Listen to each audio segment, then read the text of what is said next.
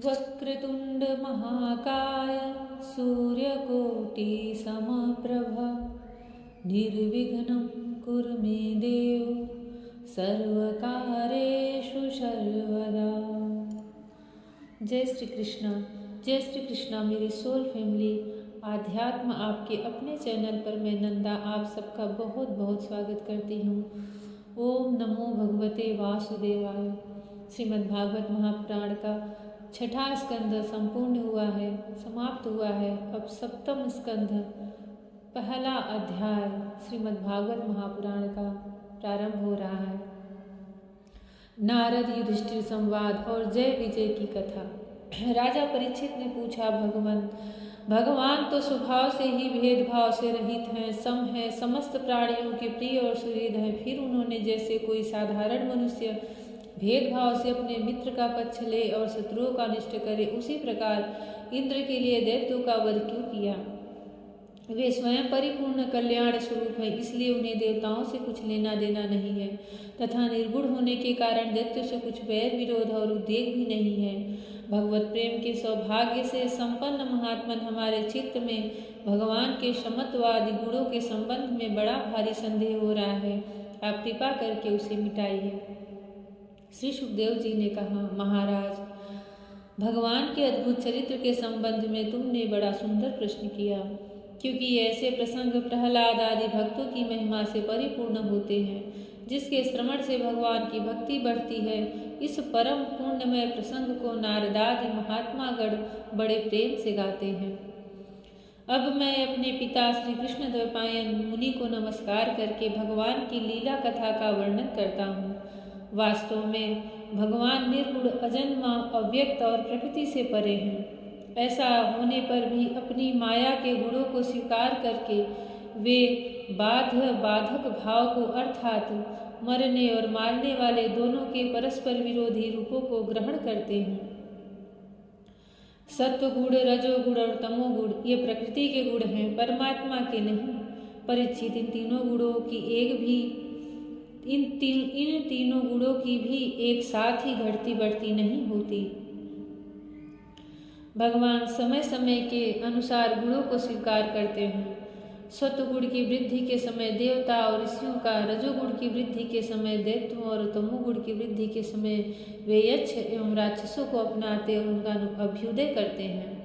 जैसे व्यापक अग्नि, काष्ठ आदि भिन्न भिन्न आश्रयों में रहने पर भी उनसे अलग नहीं जान पड़ती, परंतु मंथन करने पर वह प्रकट हो जाती है, वैसे ही परमात्मा सभी शरीर में रहते हैं, अलग नहीं जान पड़ते, परंतु विचारशील पुरुष हृदय मंथन करके उनके अतिरिक्त सभी वस्तुओं का बाध करके अंततः अपने हृदय में ही अंतर्यामी रूप से उन्हें प्राप्त कर लेते हैं।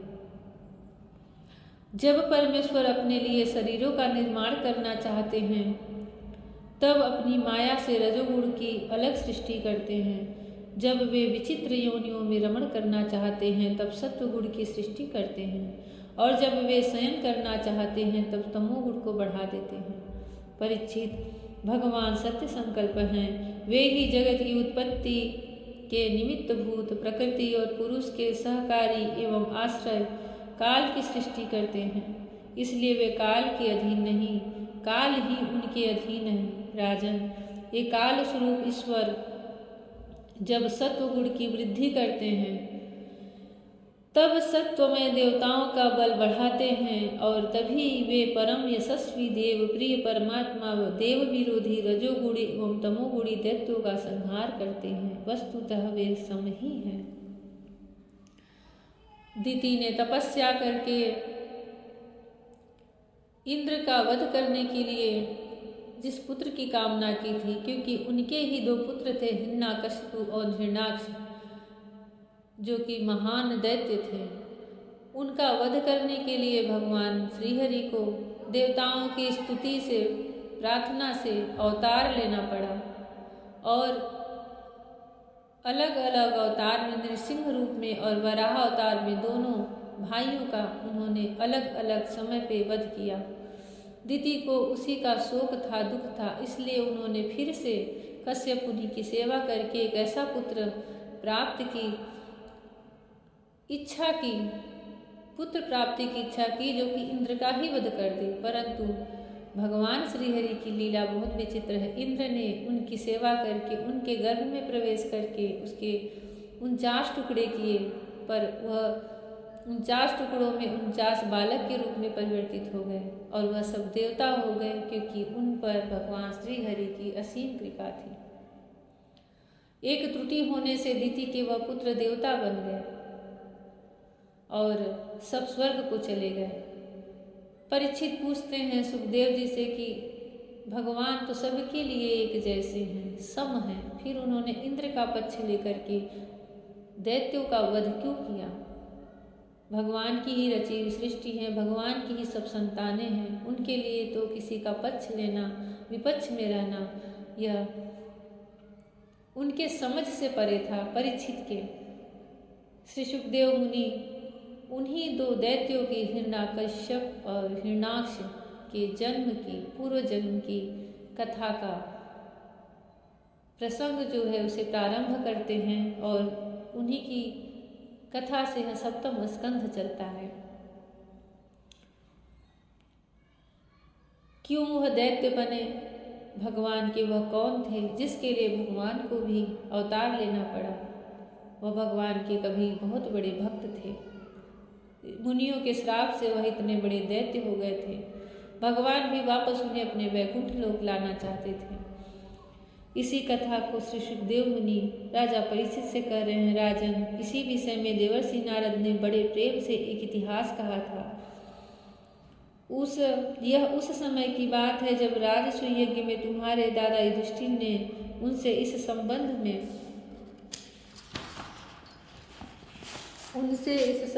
एक प्रश्न किया था। उस महान राजसूय यज्ञ में राजा युधिष्ठिर ने अपनी आंखों के सामने बड़ी आश्चर्यजनक घटना देखी कि चेदिराज शिशुपाल सबके देखते देखते भगवान श्री कृष्ण में समा गया।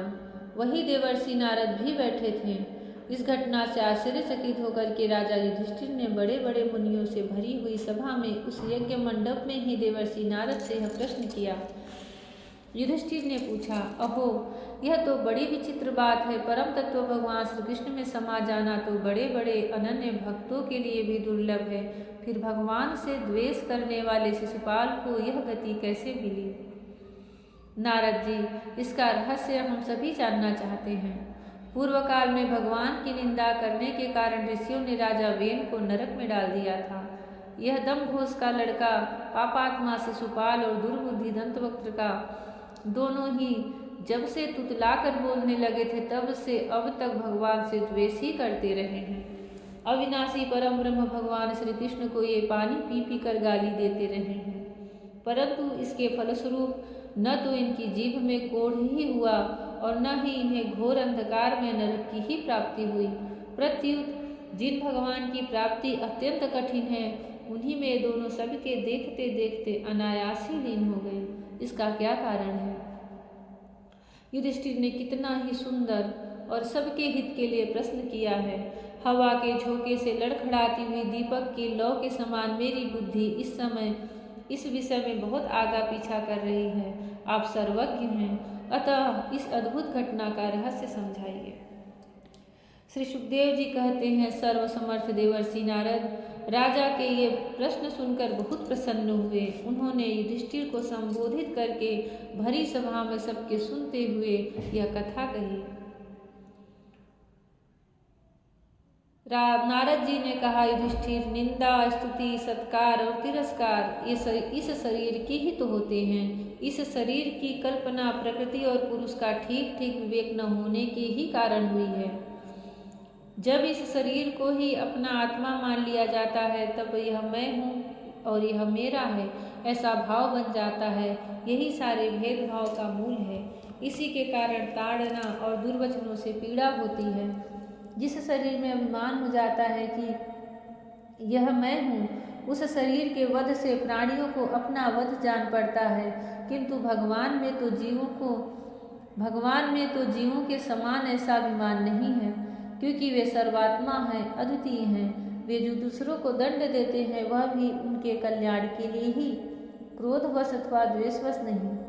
तब भगवान के संबंध में हिंसा की तो कल्पना ही कैसे की जा सकती है। इसलिए चाहे सुदृढ़ वैर भाव से या वैरहीन भक्ति भाव से, भय से, स्नेह से अथवा कामना से, कैसे भी हो भगवान में अपना मन पूर्ण रूप से लगा लेना चाहिए। भगवान की दृष्टि से इन भाव में कोई भेद नहीं है। जय श्री कृष्ण। युधिष्ठिर, मेरा तो ऐसा दृढ़ निश्चय है कि मनुष्य वैर भाव से भगवान में जितना तन्मय हो जाता है उतना भक्ति योग से नहीं। भृंगी कीड़े को लाकर भीत पर अपने छिद्र में बंद कर देता है और वह भय तथा उद्वेग में भृंगी का चिंतन करते करते उसके जैसा ही हो जाता है। यही बात भगवान श्री कृष्ण के संबंध में भी है। लीला के द्वारा मनुष्य मालूम पड़ते हुए ये सर्वशक्तिमान भगवान ही तो हैं।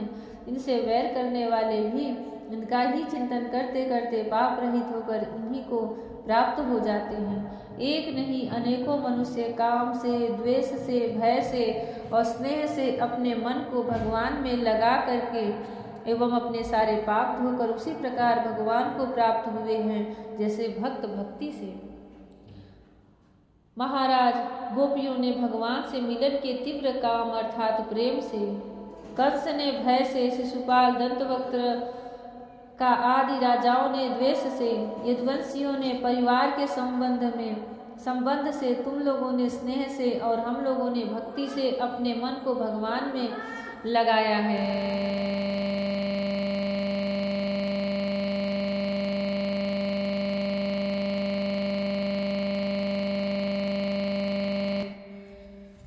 जय श्री कृष्ण।